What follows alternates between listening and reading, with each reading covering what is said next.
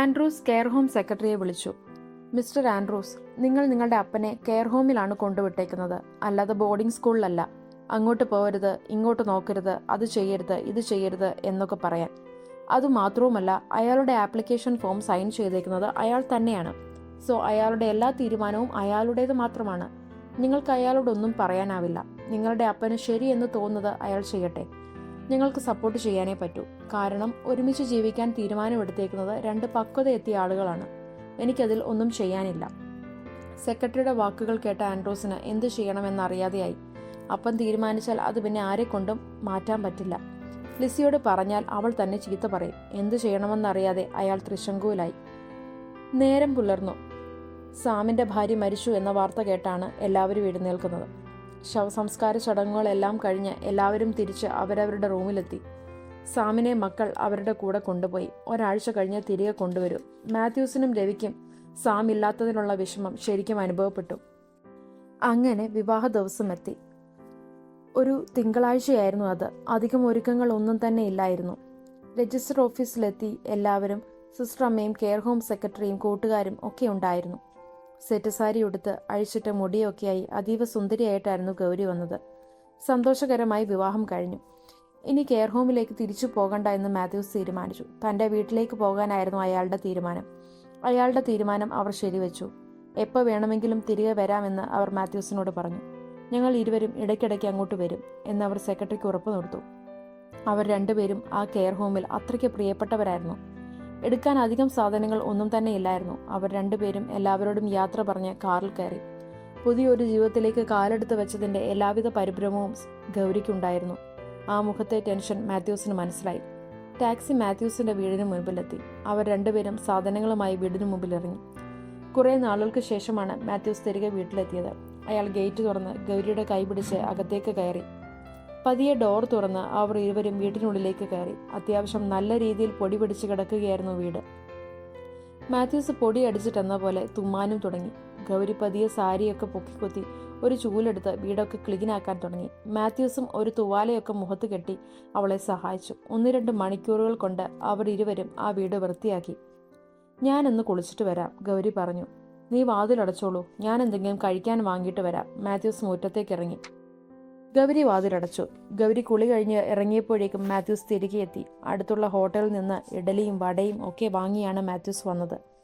അവർ ഒരുമിച്ച് ഭക്ഷണം കഴിച്ചു. നാളെ പുറത്തുപോയി കുറച്ച് സാധനങ്ങളൊക്കെ വാങ്ങി പാചകം ചെയ്യണം, ഗൗരി പറഞ്ഞു. മാത്യൂസ് അത് ശരിവെച്ചു. പിറ്റേന്ന് രാവിലെ അവരിരുവരും പുറത്തുപോയി ചെറിയൊരു ഷോപ്പിംഗ് ഒക്കെ നടത്തി തിരികെ വന്നു. കുക്കിങ്ങിന് ഗൗരിയെ മാത്യൂസും സഹായിച്ചു. അങ്ങനെ സന്തോഷകരമായി 2-3 ആഴ്ച കടന്നുപോയി. പതിവ് പോലെ ഒരു ദിവസം രാവിലെ ഉച്ചത്തിലുള്ള കാറിന്റെ ഹോൺ കേട്ടാണ് മാത്യൂസ് വാതിൽ തുറന്നത്. മുറ്റത്ത് ആൻഡ്രൂസും ലിസിയും മകൾ അലീനയും. ഇതെന്താ, നീ ഒരു മുന്നറിയിപ്പില്ലാതെ? മാത്യൂസിന്റെ ആ ചോദ്യം ലിസിയെ ചൊടിപ്പിച്ചു.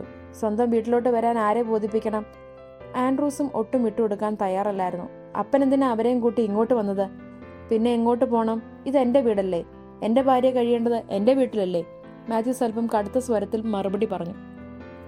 അപ്പോഴേക്കും അടുക്കളയിൽ നിന്ന് ഗൗരിയും ഹാളിലെത്തി. ആൻഡ്രൂസിന്റെയും ലിസിയുടെയും ഫോട്ടോയൊക്കെ കണ്ടിട്ടുള്ളത് കൊണ്ട് ഗൗരിക്ക് അവരെ പെട്ടെന്ന് മനസ്സിലായി. ഓ, വന്നല്ലോ പുതിയ അമ്മായിയമ്മ. അല്ല, നിങ്ങളുടെ അപ്പന്റെ ഭാര്യ.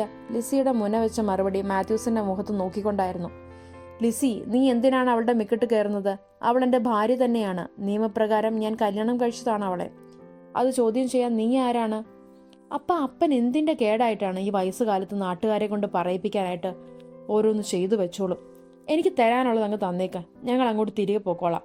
ഇവിടെ സ്ഥിരതാമസമാക്കാനുള്ള താല്പര്യമൊന്നുമില്ല, ആൻഡ്രൂസ് പറഞ്ഞു നിർത്തി. ഓഹോ, അപ്പൊ അതിനാണ് എൻ്റെ മോൻ രായ്ക്കിരാമാനും വിമാനം പിടിച്ചിങ്ങി വന്നത്. നിനക്ക് ഞാൻ എന്ത് തരണമെന്നാണ് നീ വിചാരിക്കുന്നത്? ഇനി തന്നില്ലെങ്കിൽ എന്താണ്? എൻ്റെ സ്വത്ത് എൻ്റെ വീട്. ഇപ്പൊ പകുത്തു തരാൻ ഞാൻ ഉദ്ദേശിക്കുന്നില്ല. അങ്ങനെ പറഞ്ഞാൽ പറ്റത്തില്ലല്ലോ. പിന്നെ എല്ലാം കൂടെ ഈ കയറി വന്നേക്കുന്നവൾക്ക് എഴുതി കൊടുക്കാനാണോ നിങ്ങളുടെ ഉദ്ദേശം? ലിസിയാണ് ചോദ്യം ചോദിച്ചത്. അതെ, അവൾക്ക് കൊടുക്കാനാണ് ഉദ്ദേശം. നിനക്കെന്താ പ്രശ്നം? മാത്യൂസും ഉരുളയ്ക്കുപ്പേരി പോലെ മറുപടി നൽകി. മര്യാദയ്ക്ക് തന്നില്ലെങ്കിൽ നിയമപരമായിട്ട് നീങ്ങാനാണ് എൻ്റെ തീരുമാനം, ആൻഡ്രൂസിന്റെ ആയിരുന്നു മറുപടി. എന്നാ പിന്നെ അങ്ങനെ ആവട്ടെ. മാത്യൂസും ഒട്ടും വിട്ടുകൊടുത്തില്ല. പെട്ടിയും സാധനങ്ങളും ഒക്കെ എടുത്ത് അവർ മുകളിലത്തെ റൂമിലേക്ക് കയറിപ്പോയി. ആകെ അന്താളിച്ചു നിന്ന ഗൗരിയെ മാത്യൂസ് കണ്ണിറുക്കി കാണിച്ചു.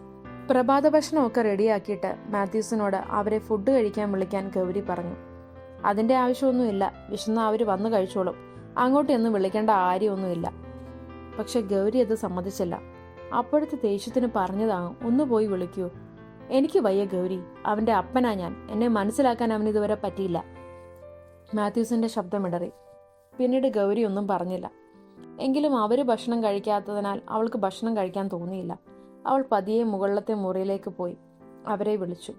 ഭക്ഷണം റെഡിയായിട്ടുണ്ട്, വന്ന് കഴിക്കൂ. ലിസി ഗൗരിക്ക് നേരെ വാതിൽ കൊട്ടിയടച്ചു. നിരാശയായി കോണിപ്പടി ഇറങ്ങി വന്ന ഗൗരിയെ നോക്കി മാത്യൂസ് പറഞ്ഞു, ഞാൻ പറഞ്ഞില്ലേ ഗൗരി, അവർക്ക് വിശന്നാ വന്ന് കഴിക്കും. പിന്നെ ഇവിടുന്ന് കഴിച്ചില്ലേലും പട്ടിണി കിടക്കത്തൊന്നുമില്ല. എന്തെങ്കിലും വാങ്ങിയാണെങ്കിലും വിശപ്പടക്കും. അതോർത്ത് നീ വിഷമിക്കണ്ട. ലിസിയുമായിട്ട് വലിയ സംസാരമൊന്നുമില്ലെങ്കിലും അലീന മോൾ പെട്ടെന്ന് ഗൗരിയുമായും അടുത്തു. 5 വയസ്സ് കഴിഞ്ഞു അവൾക്ക്. അപ്പച്ചനും ഗൗരിയും അമ്മയായി 2 ആഴ്ച കൊണ്ട് അവൾ നന്നായി അടുത്തു. എന്നത്തെയും പോലൊരു ദിവസം പോസ്റ്റ്മാൻ ഒരു കത്ത് മാത്യൂസിന് കൊണ്ടുവന്ന് കൊടുത്തു. രജിസ്റ്റേർഡ് ആണ്. അത് തുറന്നു വായിച്ചതും മാത്യൂസിന്റെ മുഖം ചുവന്നു. ദേഷ്യത്തിൽ അയാൾ കോണിപ്പടികൾ കയറി ആൻഡ്രോസിന്റെ റൂമിന് വാതിലെത്തി. ഒന്നും മനസ്സിലാവാതെ ഗൗരിയും അലീന മോളും ഹാളിൽ തന്നെ നിന്നു. മുറി തുറന്ന് പുറത്തു വന്ന ആൻഡ്രോസിന് നേരെ തന്റെ കയ്യിലുണ്ടായിരുന്ന പേപ്പർ ഉയർത്തിപ്പിടിച്ച് മാത്യൂസ് ചോദിച്ചു, ഇത് ആരുടെ ബുദ്ധിയാ? നിന്റെയാണോ അതോ ഇവിടെയോ? ആ ചോദ്യം ലിസിയെ ചൊടിപ്പിച്ചു. വയസ്സുകാലത്ത് കല്യാണം കഴിച്ചപ്പോൾ ഓർക്കണമായിരുന്നു ഇങ്ങനെയൊക്കെ സംഭവിക്കുമെന്ന്. നിർത്തടി, ആരോടടി നീ കടന്നു ചാടുന്നത്? നിന്റെ ചിലവിലാണോ ഞാൻ കല്യാണം കഴിച്ചത്? മാത്യൂസിന്റെ ശബ്ദം ഉയർന്നു. അതുവരെ മിണ്ടാൻ നിന്ന് ആൻഡ്രൂസ് ഇടപെട്ടു. അപ്പനെന്തിനാ അവളെ വഴക്ക് പറയുന്നത്? പിന്നെ സ്വന്തം അപ്പന് നേരെ സ്വത്തിന് വേണ്ടി വക്കീൽ നോട്ടീസ് അയക്കാൻ നിനക്ക് എവിടുന്ന് കിട്ടി ബുദ്ധി? നിന്റെ ഭാര്യ പറഞ്ഞു തന്നിട്ടല്ലേ? പെൺകോന്തനായി ജീവിക്കാതെ നട്ടലുള്ളവരാണായിട്ട് ജീവിക്കടാ. 1ഉം 2ഉം പറഞ്ഞ് വഴക്ക് മൂത്തു. ദേഷ്യം മൂത്ത മാത്യൂസ് ആൻഡ്രൂസിനെ അടിക്കാനായി കൈ ഉയർത്തി. ലിസിയും ഗൗരിയും ഇടയ്ക്ക് കയറിയത് കൊണ്ട് ആ വഴക്ക് അവിടെ നിന്നു. മാത്യൂസിനെ കൊണ്ട് ഗൗരി അവരുടെ റൂമിലെത്തി. അയാളെ ആശ്വസിപ്പിക്കാൻ അവൾ ശ്രമിച്ചെങ്കിലും ആ മനുഷ്യന്റെ വിഷമം മാറ്റാൻ അവൾക്കായില്ല. അല്പസമയം ഒറ്റയ്ക്കിരിക്കട്ടെ ഞാൻ എന്ന് ഗൗരിയോട് മാത്യൂസ് പറഞ്ഞു. ഗൗരി അടുക്കളയിലേക്ക് പോയി. എന്തു ചെയ്യണമെന്നറിയാതെ ഗൗരി ആകെ വിഷമിച്ചു. കുറച്ചു സമയത്തിനു ശേഷം ഗൗരി മുറിയിലെത്തി. മാത്യൂസ് ജനലിലൂടെ വിദൂരതയിലേക്ക് നോക്കിയിരിക്കുകയായിരുന്നു. ആ കണ്ണുകൾ നിറഞ്ഞിരുന്നു. മാഷേ, അവളുടെ ആ വിളി അയാളുടെ ചിന്തയ്ക്ക് വിരാമമിട്ടു. ഞാനൊരു കാര്യം പറഞ്ഞാൽ മാഷ് കേൾക്കോ? മാത്യൂസ് തലപൊക്കി നോക്കി. എന്താ? ഗൗരി പറ. എനിക്ക് വലിയ പഠിപ്പൊന്നുമില്ല, പക്ഷെ കാര്യങ്ങൾ പക്വതയോടെ കാണാൻ പറ്റുമെന്നാണ് ഞാൻ കരുതുന്നത്. ഗൗരി പറഞ്ഞു നിർത്തി. നീ എന്തിനാ ഗൗരി മുഖവരയിടുന്നത്? എന്താണേലും പറയൂ. മാഷ് എന്തിനാ മാഷിന് വേണ്ടാത്തയിടത്ത് ഈ സ്വത്തുക്കളൊക്കെ കെട്ടിപ്പിടിച്ച് കിടക്കുന്നത്? ഈ സ്വത്തുക്കൾ കെട്ടി അവർക്ക് സന്തോഷമാണെങ്കിൽ അത് അവർക്ക് കൊടുത്തൂടെ? ഒരുപക്ഷെ ഇനി അത് താമസിപ്പിച്ച മകൻ അപ്പനെ കൈവെക്കുന്നതും കൂടെ ഞാൻ കാണേണ്ടി വരും. പോരാത്തതിന് അവർക്ക് എന്നോടുള്ള ദേഷ്യം ഇനി മാറാനും പോകുന്നില്ല. നീ എന്താ ഗൗരി ഈ പറയുന്നേ? പിന്നെ നമ്മൾ എങ്ങോട്ട് പോകും? നിന്നെ കഷ്ടപ്പെടുത്താനാണോ ഞാൻ ഇങ്ങോട്ട് കൊണ്ടുവന്നത്? നിങ്ങളിങ്ങനെ മകനെ ഓർത്ത് വിഷമിക്കുന്നതും അപ്പനും മകനും തമ്മിൽ വഴക്കുണ്ടാക്കുന്നതും കണ്ടുകൊണ്ടിരുന്ന എനിക്ക് എങ്ങനെ സന്തോഷമാകും? പകരം വല്ലപ്പോഴും ഒന്ന് വിളിച്ചാലും സമാധാനപരമായി നിങ്ങൾ സംസാരിച്ചാൽ അതെനിക്ക് സന്തോഷമാണ്. ഈ വീട് സ്വത്തുക്കളും എന്നാണേലും ആൻഡ്രോസിന് കൊടുക്കേണ്ടതാണ്. അത് നമ്മൾ നേരത്തെ കൊടുക്കുന്നു. അത്രയും കരുതിയാൽ മതി. പിന്നെ മാഷിന് സ്വത്തുണ്ടെന്ന് കരുതിയല്ല ഞാൻ കൂടെ വന്നത്. നമുക്ക് തിരികെ കെയർ ഹോമിൽ പോകാം. എനിക്ക് അവിടെ എല്ലാവരെയും നന്നായി മിസ് ചെയ്യുന്നു. പിന്നെ എല്ലാത്തിനുപരി സമാധാനമല്ലേ വേണ്ടത്? ഗൗരി പറഞ്ഞതിലും കാര്യമുണ്ടെന്ന് മാത്യൂസിന് തോന്നി. ആ രാത്രി മുഴുവൻ അയാൾ ഇരുന്ന് ആലോചിച്ചു. തിരികെ കെയർ ഹോമിൽ പോകാനുള്ള തീരുമാനം അയാൾ ശരിവെച്ചു. പിറ്റേന്ന് രാവിലെ അയാൾ അവളോട് പറഞ്ഞു, നീ പറഞ്ഞതാണ് ശരി ഗൗരി. എനിക്ക് പോകുന്നതിന് മുമ്പ് ചില കാര്യങ്ങൾ ചെയ്തു തീർക്കാനുണ്ട്. തിരികെ പോകാനായി അവൾ ബാഗ് പാക്ക് ചെയ്തു.